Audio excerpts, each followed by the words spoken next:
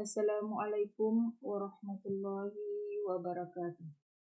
Apa kabar anak-anak ibu semuanya? Mudah-mudahan anak-anak semuanya dalam keadaan sehat dan tetap semangat untuk mengikuti pembelajaran hari ini. Kita bertemu kembali dalam pembelajaran pendidikan agama Islam dan budi pekerti kelas 4 sekolah dasar. Masih dalam tema pembelajaran Aku Senang Berwudu. Yang akan kita pelajari pada hari ini adalah tata cara berwudu beserta doanya. Sebelum kita lanjutkan pelajaran kita hari ini, marilah kita berdoa bersama. Berdoa mulai. A'udzubillahi minasyaitonirrajim. Bismillahirrahmanirrahim. Rabbishrahli sadri wa yassirli amri wahlul 'uqdatam min lisani yafqahu qawli. Amin. Anak-anak yang ibu sayangi, perintah untuk berwudu dijelaskan dalam surat Al-Maidah ayat 6, berbarengan dengan perintah diwajibkannya salat. Ya, mari kita lihat bersama-sama apa bunyi ayatnya. A'udzubillahi minasyaitonirrajim. Bismillahirrahmanirrahim. Ya ayyuhalladzina amanu idza qumtum ilas shalah faghsilu wujuhakum wa aydiyakum ilal marafiq wamsahu biru'usikum wa arjulakum ilal ka'bain.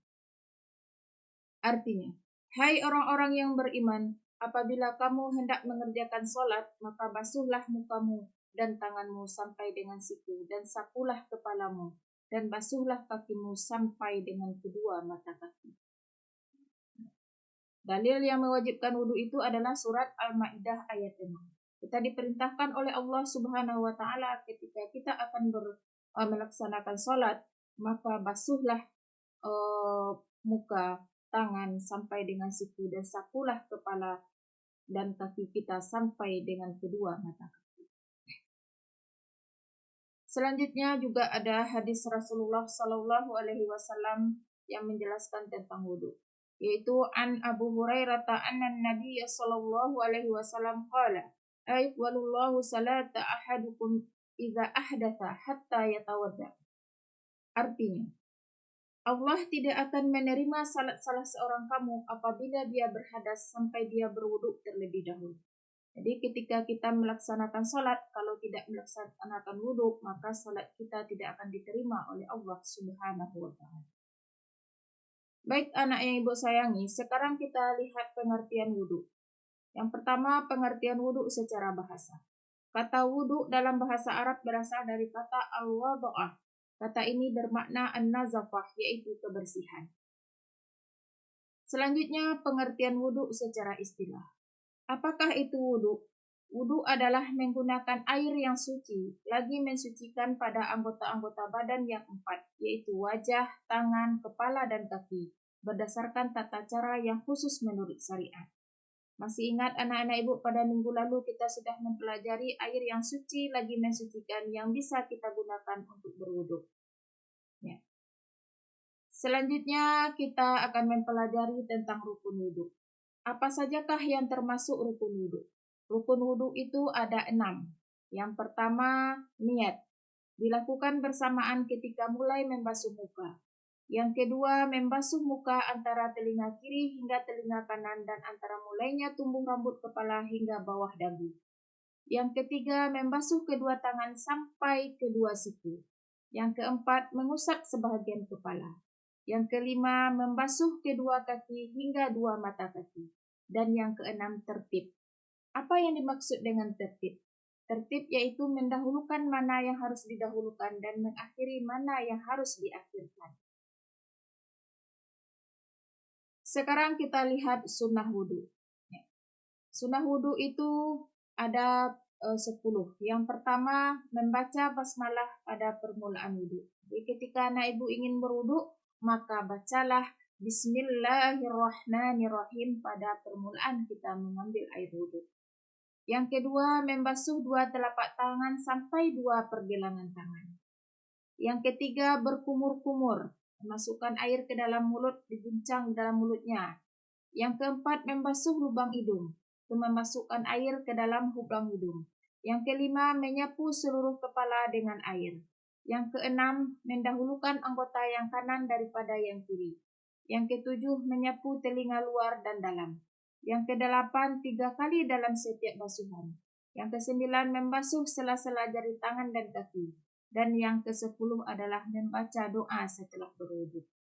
Itu adalah sunah-sunah wudu yang kita lakukan ketika kita berwudu. Sekarang mari kita lihat tata cara berwudu. Bagaimana tata cara berwudu yang dapat anak-anak ibu lakukan ketika anak ibu ingin untuk berwudu? Yang pertama adalah dianjurkan membasuh 2 tangan hingga pergelangan tangan. Ya, dibasuh tangan kita dulu, telapak tangan ini hingga pergelangan tangan. Yang kedua, dianjurkan berkumur-kumur dengan sempurna. Masukkan air ke dalam mulut, lalu kita uncang di dalam mulut kita air, lalu kita buangkan. Yang ketiga, dianjurkan membasuh rongga hidung dengan cara menghirup air dengan hidung kita. Selanjutnya, yang keempat, cara berwudu adalah diwajibkan membasuh muka dengan sempurna. Batas muka atau wajah adalah ujung dagu sebelah bawah dan tempat tumbuh rambut di atas kening sebelah atas. Dan batas di sebelah kiri kanan adalah kedua pangkal telinga kita. Ingat anak-anak ibu, ketika kita membasuh muka, kita sertai dengan membaca niat wudu. Apakah niat wudu itu? Ya, anak-anak ibu tentu sudah hafal kan, karena pelajaran wudu juga sudah kita pelajari di kelas 2. Ya, bagi yang hafal dan terus mempraktikkannya, ibu ucapkan alhamdulillah. Tetapi bagi yang sudah lupa, mari kita ingat kembali apa itu niat wudu. Niat wudu adalah nawaitul wudu'a li raf'il hadatsil asghari fardan lillahi ta'ala. Selanjutnya yang kelima adalah diwajibkan membasuh 2 tangan dan ujung jari tangan hingga siku.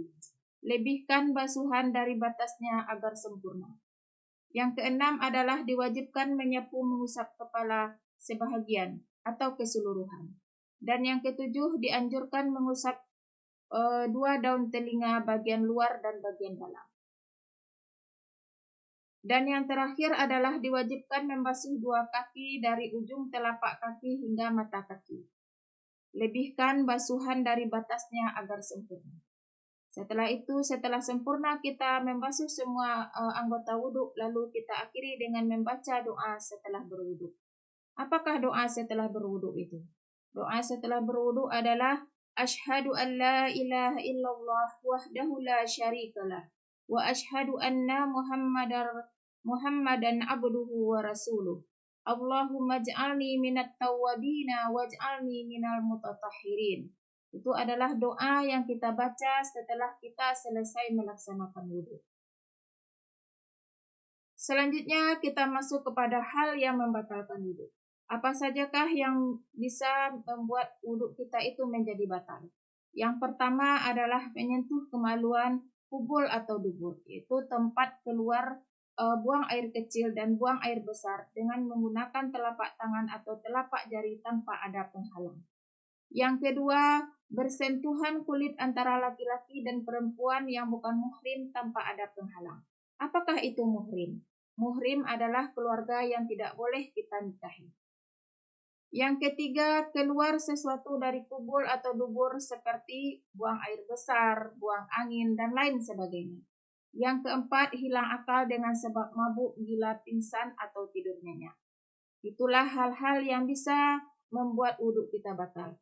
Ketika hal ini kita alami ketika Ananda sedang berwudhu, maka wudhu Ananda bisa dinyatakan sudah batal atau tidak bisa lagi untuk melaksanakan sholat. Baik Ananda semuanya, perlu Ananda ingat bahwa ketika kita dalam keadaan berwudhu, maka malaikat senantiasa mendoakan kita. Maka oleh sebab itu, marilah kita menjaga wudhu kita. Sampai di sini pelajaran kita hari ini. Mudah-mudahan anak-anak ibu bisa memahaminya, dan jangan lupa kamu mencatat apa yang sudah ibu sampaikan ini dalam buku catatannya. Ibu akhiri pelajaran kita hari ini dengan mengucapkan Alhamdulillahirabbil alamin, Assalamualaikum warahmatullahi wabarakatuh.